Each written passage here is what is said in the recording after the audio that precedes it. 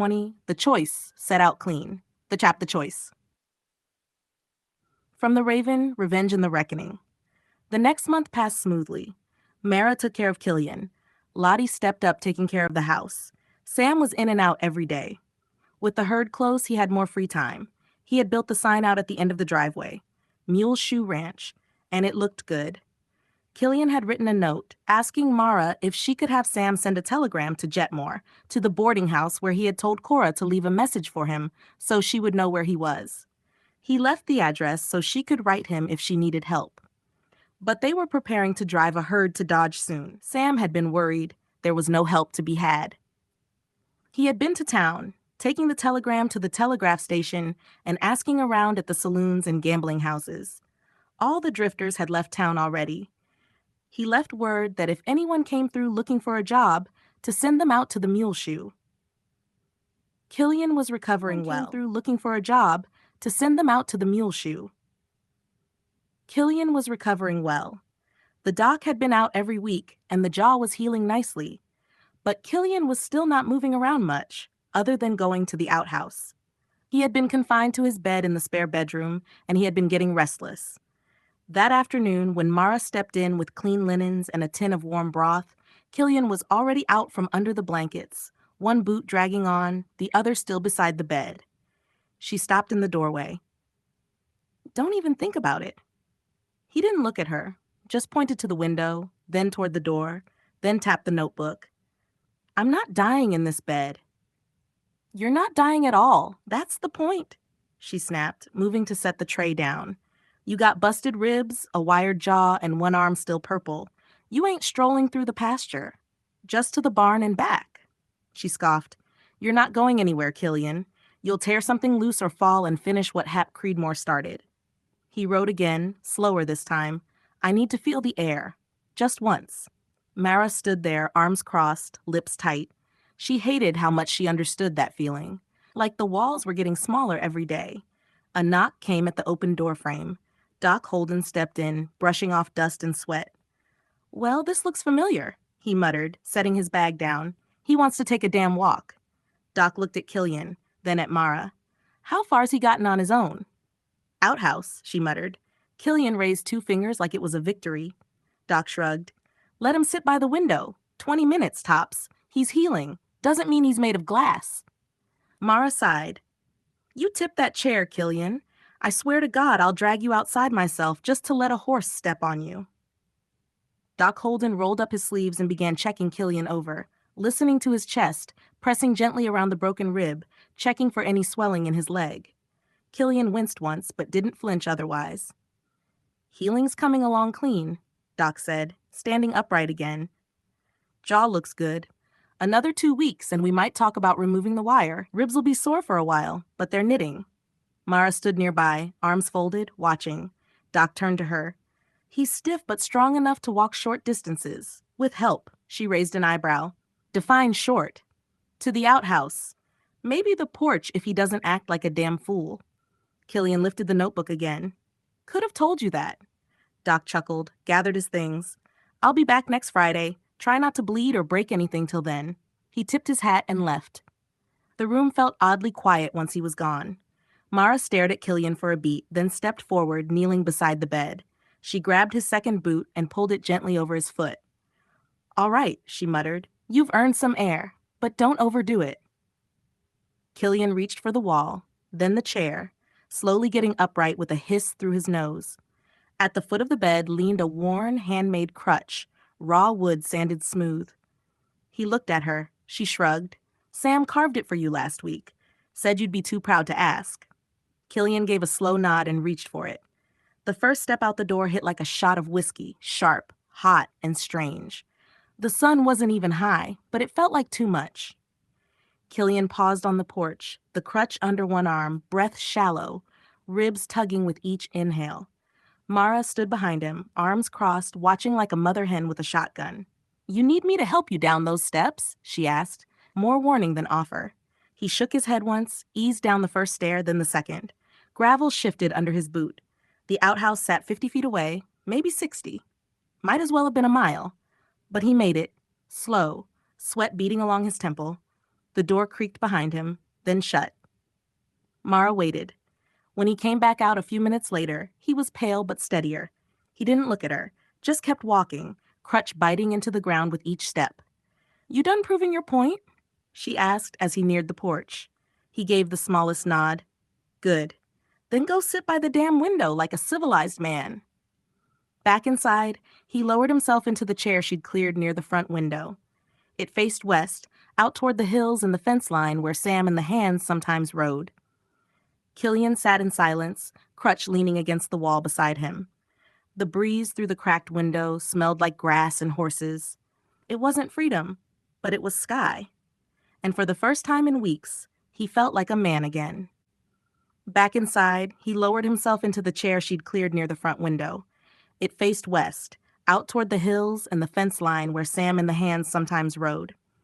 Killian sat in silence, crutch leaning against the wall beside him. The breeze through the cracked window smelled like grass and horses. It wasn't freedom, but it was sky. And for the first time in weeks, he felt like a man again. The ride into town was quiet, but not heavy. Lottie rode tall on Buck, Killian's old horse, the one she'd traded for fair and square. He moved easy under her now, like he'd settled into her rhythm. Sam rode beside her on the gray mare, reins loose, coat open to the breeze. They hitched outside the mercantile, picked up the goods Mara had listed: coffee, flour, salt, a bolt of fabric, and a few extra things Sam tossed in just because he could.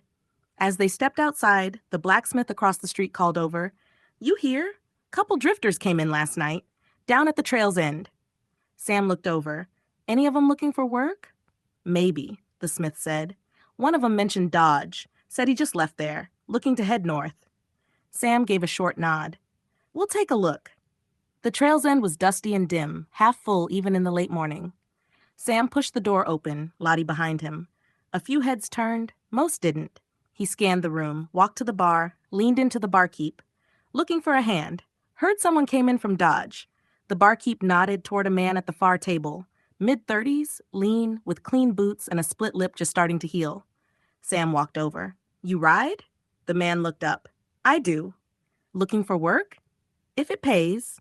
Sam looked at Lottie. She gave a quiet nod. "Then let's ride." They were halfway back to the ranch, sun slipping west, when the man said, "Name's Jess Rudabaugh, by the way. Figured you ought to know who you're feeding." Sam gave him a glance. "All right." Jess tipped his hat back, looked around at the open sky like it might hold answers. "You ever hear of a place called Calico Ridge?" Sam said nothing, but Lottie's gaze flicked toward him.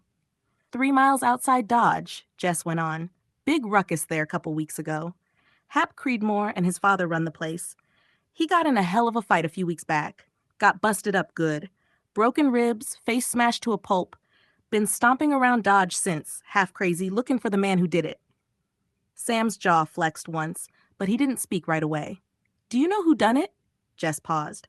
"Yeah, perhaps. Said it was a fellow named Benjamin Burke. Used to be a prize fighter down there back when Calico Ridge was still happening. But the man rode out as soon as the fight was over. Some boys got a posse and hunted him, but they never did find him. They checked every doctor for miles around. He said he was busted up pretty bad, but no one had seen him." Lottie pulled up slightly on Buck's reins. Her eyes slid over to Sam. He didn't move, but something behind his expression locked tight. Jess didn't notice. "Creedmoor's been down there telling anyone who'll listen he's gonna find Burke and pay him back. And it ain't gonna be with fists this time. Word is, Burke was a hell of a prize fighter in his day. I heard guys in Dodge talking about having seen him fight. That ain't the whole of it. Burke killed more than one man, a real gunman too." Sam stared straight ahead. "You sure that's the name?" "Yeah, Benjamin Burke. I heard it clear from 2 fellas in the saloon. Said they were there that night. You know him?" Sam was quiet for too long. Lottie finally said, careful, "No, we don't." Jess nodded like it meant nothing. "Anyway, just figured I'd mention it. Hell of a story." They rode in silence for a while after that. Hooves ticking steady in the dust. Sam looked over at Lottie and saw the lips pressed together, that grim look. He could plainly see her mother in that look. They knew Killian had been in a fight. They knew it had been with Hap Creedmoor, but they'd never known his name wasn't Killian. Benjamin Burke. Sam's mind reached back. He'd already heard that name before. It sounded familiar.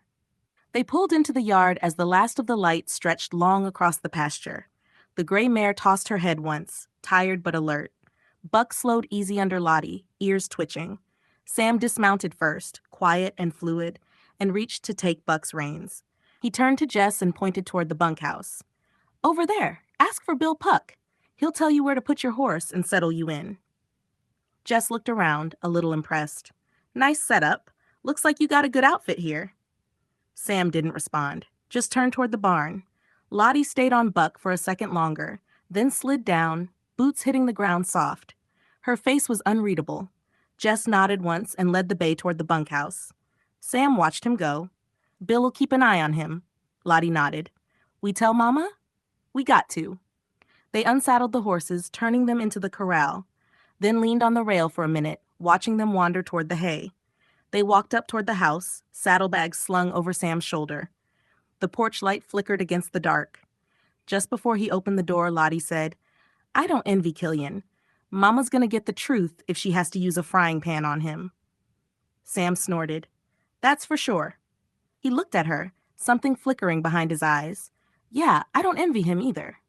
Inside, Mara stood at the stove, back to the door, hair tied up, apron dusted with flour. She didn't look up when they walked in. Get everything? She asked. Sam set the bags down gently on the table. Yeah, everything and more. That made her glance over her shoulder. She took one look at their faces and turned full around. What? Sam pulled out a chair, sat down slow. We picked up a hand. Name's Jess Rudabaugh. Said he came up out of Dodge. And? Sam looked her in the eye. He told a story. Mara crossed her arms. Well, what kind of story? Sam looked down at his hands. About a fight out at Calico Ridge. Mara tilted her head. Don't know the place. 3 miles west of Dodge, Lottie said softly. Jess said it happened a few weeks back. Mara's eyes shifted between them. And? Sam leaned forward, elbows on the table. It was Hap Creedmoor. Got beat half to hell, broken ribs, face smashed. Jess said he's been tearing through Dodge since, looking for the man who did it. Mara frowned. Isn't that the name Killian said? The man he got in a fight with? Sam looked her dead in the eye. Yeah, that's him. But Jess said his name was Benjamin Burke. She blinked, then blinked again. Lottie spoke up, quiet but firm. That's what Jess said, Benjamin Burke. He said the guy used to be a prize fighter, maybe even killed a man or two. Mara didn't move for a long moment, just stared at the table, lips pressed thin. Then slowly she pulled out the chair across from Sam and sat down. You think it's him? She asked. Sam didn't answer right away. Don't see how it couldn't be. Can't be that many Hap Creedmoors around. Time frame fits. And Killian's jaw didn't get broke falling off a horse. Lottie's voice was barely above a whisper. He's been here a month, Mama. If he was dangerous... Mara looked at her. I don't care if he lit the fire with a hymn book and said sorry after. He ain't been telling me the truth. She stood, took off her apron, folded it once, set it on the table, then turned and walked down the hall. Her shoes didn't make much noise on the floor, but every step carried weight. Sam looked at Lottie. Lottie just nodded once. He'd better tell the truth, she said, because she's not leaving that room until he does. Mara didn't knock. The door creaked as she pushed it open, light from the hallway cutting across the dim room. Killian sat in the chair by the window, still as a stone, backlit by the soft gold of the dying sun. His crutch leaned nearby, arms resting loose in his lap. He didn't turn. Killian, she said. Still no movement. Her voice tightened. Or is it Benjamin Burke? He flinched, barely, a breath caught in his throat, but he didn't speak. Couldn't, with the jaw still wired. But his body tensed, the quiet war of it visible in his shoulders. Mara stepped fully into the room, door swinging shut behind her. She didn't yell. That would have been too easy. I was startled at her sudden outburst. Not sure what to do, but the thought came to me. I had a choice. I could come clean, or I could keep hiding and running. And then it was clear. I knew exactly what I would do. He stared at her, long, hard. Then slowly, deliberately, he stood. The crutch wobbled beneath him, but he braced. With trembling fingers, he pointed to his jaw, then tapped his chest, and then he said, slow and broken through the wire, my name is Benjamin Burke. Silence. Mara nodded once, sharp and short. Good. Now sit your ass down and tell me everything. She stared at him a moment longer, breathing hard like she'd run uphill. Then, with a sharp turn, she stepped to the far side of the room and picked up the notebook. It was scuffed, the corner bent, a few pages folded under. She walked it back to him and held it out. "I still want the truth," she said, quieter now, "and I want all of it." Killian Benjamin nodded once and took the notebook. He lowered himself back into the chair, jaw tight with pain, took the pencil from where it had rolled to the edge of the windowsill. Then he began to write. It took time. "My name is Benjamin Burke. I fought under that name in Dodge and Abilene and further south too. I wasn't always a gun hand. I started as a fighter. Prize rings, mostly. I was good, real good. Got too well known, got harder to go unnoticed. But good don't mean clean. They paid me to win, then paid me to lose. I didn't like the way it made me feel. Couldn't live with myself anymore. Eventually, I quit the ring, took up ranch work, tried to disappear, changed my name to Mark Killian. Julie was my wife." Mara sat on the arm of the sofa across from him, her voice low now. "The woman you lost?" Killian stared at the paper a beat longer, then wrote, "McGregor wanted her. Hated that she chose me." Another pause. Then, "Cornered me with his men. I thought they were going to kill me." He hesitated before the next part. His fingers gripped the pencil tight, like the truth was clawing its way out. "I saw movement, reflex, drew and fired." Then the final line on the page. "It was Julie." Mara's breath caught. God almighty. He looked down. She was trying to stop it. The room went still. Outside the cracked window, the wind shifted. A shadow crossed the frame, and then, soft, unmistakable, the hoarse, cold caw of a raven. Both their eyes turned toward it. The bird sat on the sill, feathers ragged, head tilted, watching. And there it was. His eyes shifted. He wrote, "And that damn raven's been following me ever since." Killian exhaled through his nose, slow and heavy. He didn't need to write the next part. "I ran." He rasped through the wire in his jaw. "Couldn't live with what I'd done." "You went after him?" Mara asked, voice thin. He nodded. "Tracked McGregor, found him, killed him." Silence again. He wrote, "When I left here, I ran into a man named Phantom John and helped him hunt down an outlaw named Henry Herbert Alvarez. Alvarez mentioned something about me and Calico Ridge. That's where I used to fight. Don't know what happened. Something got into me and I rode out there." He paused, then added, "But then Hap Creedmoor came looking for trouble. I wasn't looking for a fight. I told him to walk. He pushed. I didn't want to kill another man. I was trying to leave that part of my life behind, but he kept pushing, so I agreed to fight him. That's how I got busted up." But he looked worse. He looked up and gave her a half grin through his wired jaw. "I rode out of Calico Ridge that night, bleeding, broke all to hell. Rode for 3 days, then lost my horse. Can't remember much. But that's when you, Lottie, and Sam found me. That's the truth. All of it." He finished the last word, set the pencil down, and handed her the notebook. Mara took it without a word. She stood there at the window reading, the evening breeze pushing softly through the crack in the glass. The horses in the west pasture were barely visible now, dark outlines against the sun-drenched hills. When she looked up, her eyes were unreadable. "You should have told us." His voice rasped, barely more than breath. "I didn't want to bring trouble." "You didn't bring it," she said. "It followed you."